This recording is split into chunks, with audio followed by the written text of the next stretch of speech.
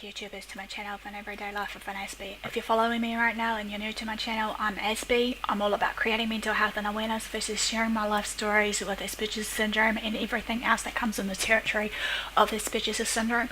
I also talk about some mental health disorders and other mental health and awareness stuff with tips and advice to manage and cope with your everyday personal struggles, regardless what it is, based on my training and experience and know-how. Also, just to give you guys a heads up, also what I do is with the tips and advice, I also give you guys support and encouragement as much as I can with your everyday personal struggles, whatever it may be.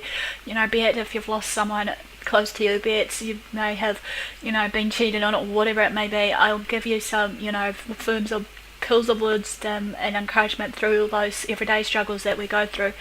We don't need to, struggle of certain everyday things, whatever we go through, alone. However, just to let you know that I'm here hopefully to support you all as much as I can as your mental advocate, voice, or what have you. It has come to my attention, as I said, I want to do as much as I can on these less talk series, especially of the topics that are coming up now. If you've been following me on Twitter and Facebook of what I'm shared, that I'm hoping to talk about men's health. And there'll be different variety of topics under that category of men's health, obviously, and I want to educate you all on it, as well as hopefully creating some form of understanding and awareness of it all, so that we can know the signs and symptoms and whatever else that comes into the territory of all these conditions that I'm addressing, and so that we can seek professional help for our loved one or even for ourselves when we see those clinical signs and symptoms.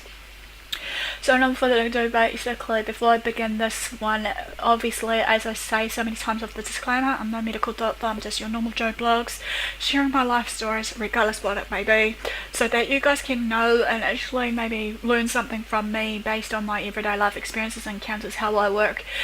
And some of it will come with some tips and advice, along with some pills of wisdom, knowledge and experience, versus, just some, as I said, pills of wisdom and just encouragement to support and uplift you all, because I know what it feels like sometimes to be judged, and everybody else around you just tend to give you the hard time about it. So this one is the Let's Talk Men's Health series. This one's all about alcoholism, obviously. As I said before, also just to bear in mind that some of the statistics and every other fact that I've got are New Zealand based, and also that some of the topics I might address, I'll also put some further information or helpline centres or whatever you feel, maybe if you need the extra pair of helping hands. So let's begin this. If you rely on alcohol to function or feel physically compelled to drink, you are an alcoholic. However, sad fact but reality. Okay, what is alcoholism? Alcoholism is another, or could also be called as alcohol dependence, which is the most severe form of, when you have problem drinking.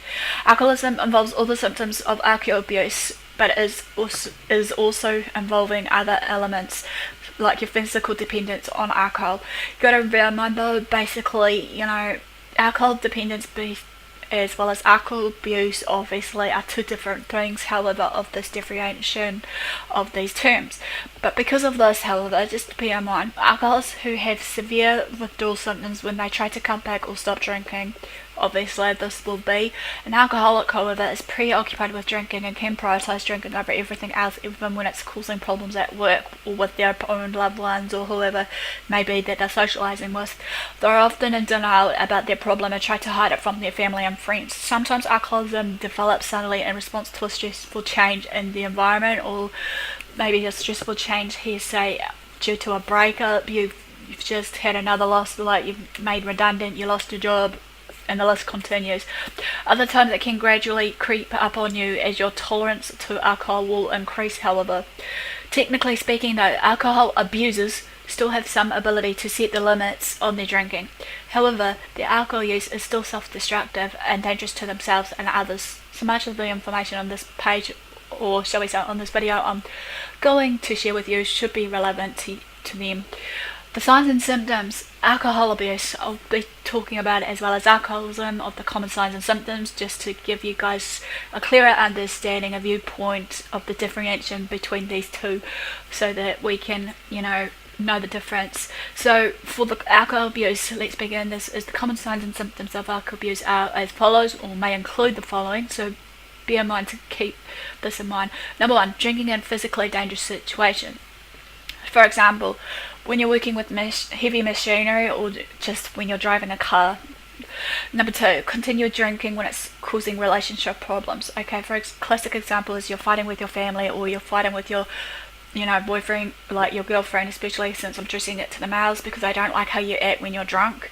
Number 3 is you're ignoring all responsibilities that you have and drinking. You start drinking instead, like for example, you're forgetting to pick up your kids if you've got kids, you're failing your exams, or performing poorly at work. And last but not least, number 4, drinking related legal problems, e.g. DIC or disorderly conduct charges. Okay, the classic signs or common signs of and symptoms of alcoholism may include all of the above, plus the signs that I'm going to share with you all that's to do with physical dependency. Number 1 is your increased alcohol tolerance. If you need to drink more to get the buzz that you used to, then your tolerance to alcohol has maybe increased. This is the first major warning sign that you need to be aware that you're becoming an alcoholic. Number 2, withdrawal. If you have any of these withdrawal symptoms that only go away when you drink, this is the second major warning sign that you are becoming an alcoholic. So they are as follows: jumpiness or anxiety, shaking, trembling, sweating, nausea, vomiting, depression, can't sleep, not hungry, overly tired, headaches. You've lost control of your drinking more than you want to do, despite telling yourself you weren't going to in the first place. Another one is you're giving up on other things because of the alcohol, e.g. your hobbies you used to enjoy, your family, your possessions. Drinking is your main focus now. If you're not drinking, you're thinking about drinking, and you don't get involved in any social activities unless it does involve the drinking. Denial.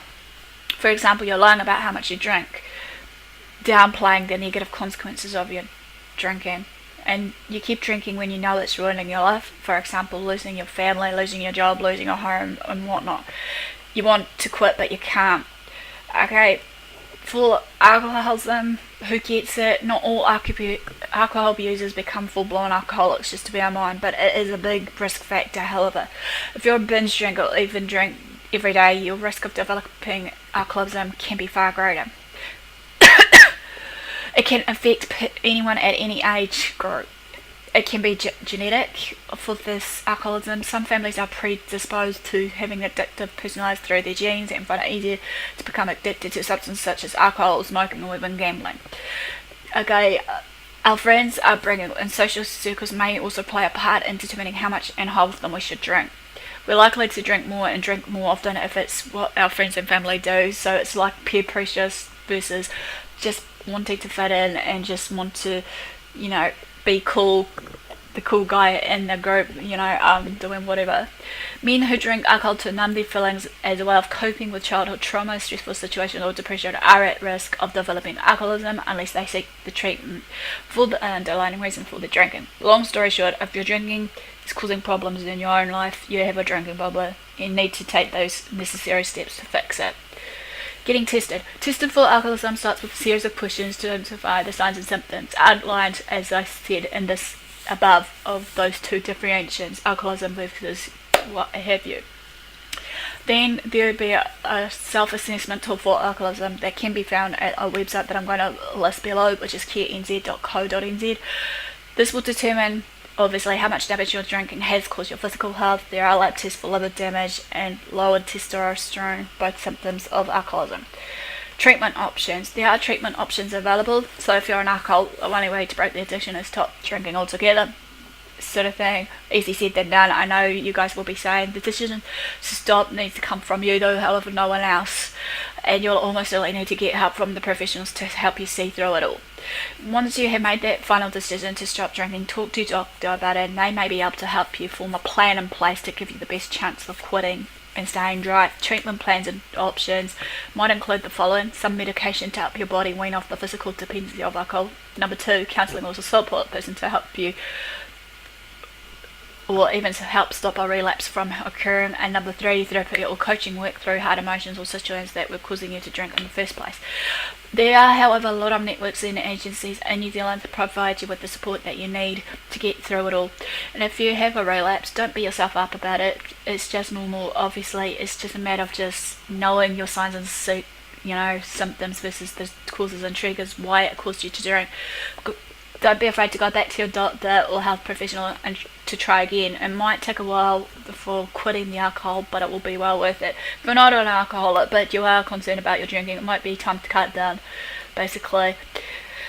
Obviously that ends basically alcoholism. I've also, like I said, will put it down below as a description of all these agencies that might be able to help you or what have you. Feel free to, open up the full discussion board how you actually stopped your alcoholism or what works for you to manage your drinking and whatnot, so others can know that they're not alone. Feel free to follow me on Twitter, Facebook, AspieAnswersAll. Feel free to subscribe to my channel if you haven't done so. Feel free to basically share these videos around to family and friends. Feel free to also just, give a heads up and just support your loved one regardless what they're going through, because as I said before, men's health especially needs to be addressed as well as us females. So in all of the guys, thanks for support, thanks for watching, do what you love what you do. Until next time, Aspie signing out. See you all again soon.